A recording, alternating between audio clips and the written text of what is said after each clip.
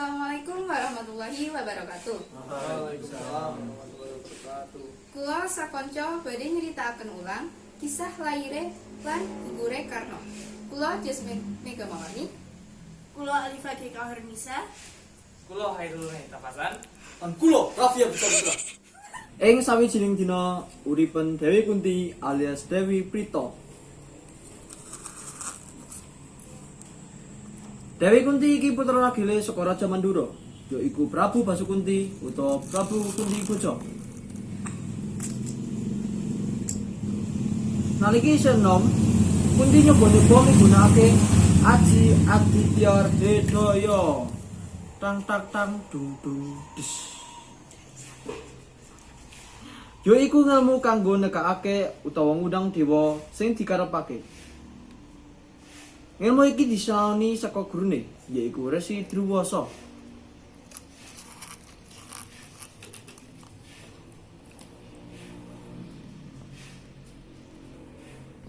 Aditya Hridaya Kunti kasil ngundang Bathara Surya.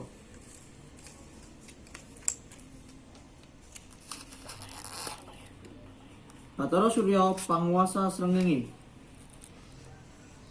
Awit tekane dewa kang gegah iku, ndadekake Kunti bobot kamangka Kunti durung bojo. Ngerti anake bobot, Prabu Basukunti nyalahake Resi Druwasa.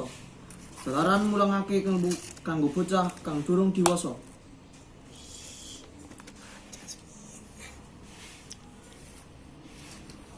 Awit ngelmune kang dhuwur lan uwur, kandhute wis cukup. Druwasa ngetokno jabang bayi kang dikandhut liwat kupinge Dewi Kunti. Banjur bayi kuwi disenengi Karna kang tegese kuping. Sawise lair, Prabu Basukunti mrentahake Kunti supaya bayi Karno dikalekno ing Kali Gangga.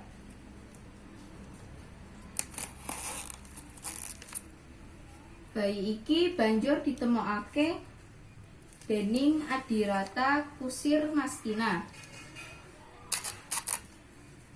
Bayi iku diakoni dadi anak lan diemong asih tekan gedhe.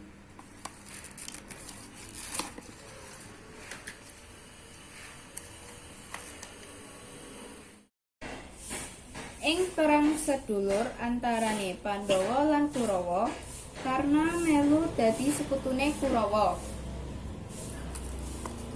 Wektu iku Bathara Surya uga ngilingake supaya Karna waspada. Karna dielingake supaya ora ngenehake pusaka marang sapa wae, amarga pusaka iku kanggo jaga keslamatane. Sanadyan wis dielingake dening Bathara Surya, karena ora bisa nolak panjalukane Brahmana, kang sejatine yaiku Bathara Indra. Bathara Indra nyamar amarga kepeksa.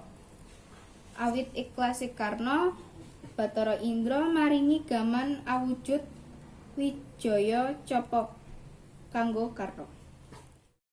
Ing perang Baratayuda, nalika ngadepi Arjuna, Karna wis ora duwe gaman sakti meneh, amarga wis dikeke marang Bathara Indra. Wektu iku kang dadi kusire Arjuna yaiku Kresna. Dene kang dadi kusire Karna yaiku Prabu Salya. Sawijining wektu Karna ngejulake panah pusaka Wijaya marang Arjuna. Nanging pidikane meleset lan ora pas ngenani sasaran yaiku Arjuna. Ora let suwe Arjuna ngejulke anak panah pusaka Pasupati lan pas ngenani gurune Karna. Karna gugur ing tangane Arjuna sing sejatine adi kandunge dhewe.